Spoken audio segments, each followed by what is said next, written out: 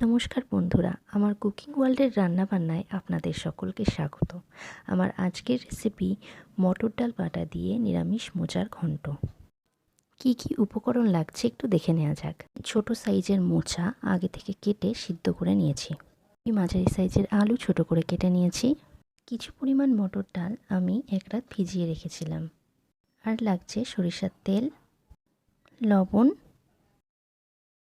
হলুদ, চিনি, জিরের গুঁড়ো, আদা বাটা, লঙ্কা বাটা।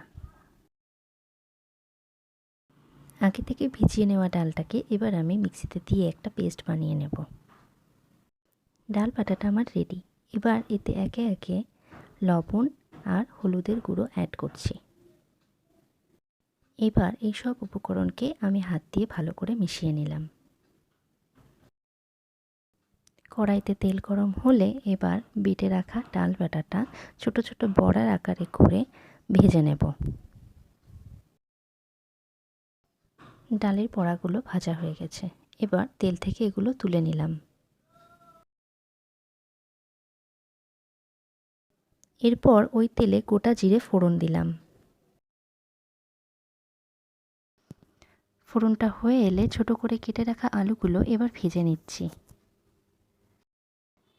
আলুগুলোকে কিছুক্ষণ নাড়াচাড়া করে এর মধ্যে দিয়ে দিচ্ছি পরিমাণ মতো লবণ, আর দিয়ে দিচ্ছি হলুদ। এরপর আদা বাটা, লঙ্কা বাটা আর জিরের গুঁড়োটা দিয়ে দিলাম। এই আদা বাটা, লঙ্কা বাটা আর জিরের গুঁড়োটা আমি আগে থেকে জলে ভিজিয়ে রেখেছিলাম, এতে মশলা তাড়াতাড়ি মিশে যায়। এরপর মশলাগুলোকে কিছুক্ষণ কষিয়ে নিলাম। মশলা থেকে সুন্দর গন্ধ বেরিয়ে গেছে। এবার মোচাটা দিয়ে দিলাম। মোচাটা দেওয়ার পর ভালো করে মশলাটাকে মিশিয়ে নেব। বেশ কিছুক্ষণ নাড়াচাড়া করে নিয়েছি, মশলাটাও বেশ ভালোভাবে মিশে গেছে। এরপর দিয়ে দিচ্ছি সেই আগে থেকে ভেজে রাখা মটর ডাল বাটার বড়াগুলো। রান্নাটা প্রায় হয়ে এসছে। এবার একটু জল দিয়ে দিই সামান্য পরিমাণ। মোচার ঘন্টটা কম বেশি আমরা সবাই খেয়েছি, কিন্তু মটর ডাল বাটা দিয়ে মোচার ঘন্টের স্বাদই অন্যরকম।